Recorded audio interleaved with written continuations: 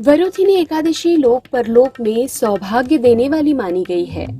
वैशाख मास के कृष्ण पक्ष की यह एकादशी सब पापों को नष्ट करने वाली, सौभाग्य तथा अंत में मोक्ष देने वाली मानी जाती है। यह एकादशी 10,000 वर्ष तक तप करने के बराबर फल देती है। तो चलिए जानते हैं इसकी पूजन विधि और पौराणिक कथा। एकादशी के पहले दिन यानी कि दशमी तिथि की रात्रि में सात्विक और हल्का भोजन करें। एकादशी के दिन सुबह सूर्योदय से पहले उठकर शौच आदि से निवृत्त होकर स्नान कर स्वच्छ वस्त्र धारण करके व्रत का संकल्प लें। तत्पश्चात श्री भगवान विष्णु को अक्षत, दीपक, नैवेद्य आदि सामग्री से विधि पूर्वक पूजन करें। घर के आसपास पीपल का वृक्ष हो तो उसकी जड़ में कच्चा दूध चढ़ाकर पूजा करें और घी का दीपक जलाएं। साथ ही तुलसी का पूजन करें। पूजन के दौरान ओम नमो भगवते वासुदेवाय मंत्र का जप करते रहें। रात्रि में पुनः भगवान श्री विष्णु और माता लक्ष्मी की पूजा तथा अर्चना करें। पूरे दिन श्री विष्णु का स्मरण करें। रात में भगवान श्री विष्णु का ध्यान, कीर्तन आदि करते हुए रात्रि जागरण करें। एकादशी के अगले दिन यानी कि द्वादशी को व्रत खोलने से पूर्व पुनः श्री विष्णु का पूजन करके किसी योग्य ब्राह्मण या गरीब व्यक्ति को भोजन कराए तथा दान दक्षिणा दे। तत्पश्चात व्रत का पारण करें। पारण के समय शुभ मुहूर्त का अवश्य ध्यान रखें। एकादशी व्रत के दिन अगर हो सके तो एक ही बार फलाहार ग्रहण करें। अब जानते हैं इसकी प्रामाणिक व्रत कथा। इस कथा के अनुसार प्राचीन काल में नर्मदा नदी के तट पर मानधाता नामक राजा राज्य करता था। वह अत्यंत दानशील तथा तपस्वी था।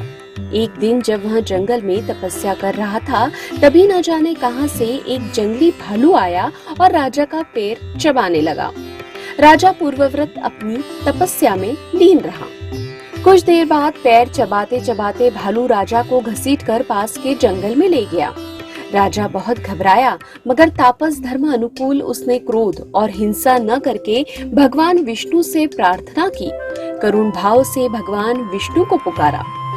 उसकी पुकार सुनकर भगवान श्री हरि विष्णु प्रकट हुए और उन्होंने चक्र से भालू को मार डाला। राजा का पैर भालू पर पहले ही खा चुका था। इससे राजा बहुत ही शोकाकुल हुआ। उसे दुखी देखकर भगवान विष्णु बोले, हे वत्स, शोक मत करो। तुम मथुरा जाओ और वरुथिनी एकादशी का व्रत रखकर मेरी वराह अवतार मूर्ति की पूजा करो। उसके प्रभाव से पुनः सुदृढ़ अंगों वाले हो जाओगे। इस भालू ने तुम्हें जो काटा है यह तुम्हारे पूर्व जन्म का अपराध था। भगवान की आज्ञा मानकर राजा मानधाता ने मथुरा जाकर श्रद्धा पूर्वक वरुथिनी एकादशी का व्रत किया। इसके प्रभाव से राजा शीघ्र ही पुनः सुंदर और संपूर्ण अंगों वाला हो गया। जो भी व्यक्ति भय से पीड़ित है उसे वरुथिनी एकादशी का व्रत रखकर भगवान विष्णु का स्मरण करना चाहिए। इस एकादशी के प्रभाव से राजा मानधाता स्वर्ग गया था। इस व्रत को करने से समस्त पापों का नाश होकर मोक्ष मिलता है। आइए जानते हैं इसका महत्व। मान्यता है कि वरुथिनी एकादशी का फल 10,000 वर्ष तक तप करने के बराबर होता है। कुरुक्षेत्र में सूर्य ग्रहण के समय एक मन स्वर्ण दान करने से जो फल प्राप्त होता है, वही फल वरुथिनी एकादशी के व्रत करने से मिलता है। वरुथिनी एकादशी के व्रत को करने से मनुष्य इस लोक में सुख भोग कर परलोक में स्वर्ग को प्राप्त होता है। शास्त्रों में कहा गया है कि हाथी का दान घोड़े के दान से श्रेष्ठ है। हाथी के दान से भूमि दान, भूमि के दान से तिलों का दान, तिलों के दान से स्वर्ण का दान तथा स्वर्ण के दान से अन्न का दान श्रेष्ठ है। अन्नदान के बराबर कोई दान नहीं है। अन्नदान से देवता, पितर और मनुष्य तीनों तृप्त हो जाते हैं। शास्त्रों में इसको कन्यादान के बराबर माना है। वरुथिनी एकादशी के व्रत से अन्नदान तथा कन्यादान दोनों के बराबर फल मिलता है। जो मनुष्य लोभ के वश में होकर कन्या का धन लेते हैं, वे प्रलय काल तक नरक में वास करते हैं या उनको अगले जन्म में बिलाव का जन्म लेना पड़ता है। जो मनुष्य प्रेम व धन सहित कन्या का दान करते हैं, उनके पुण्य को चित्रगुप्त भी लिखने में असमर्थ है। उनको कन्यादान का फल मिलता है।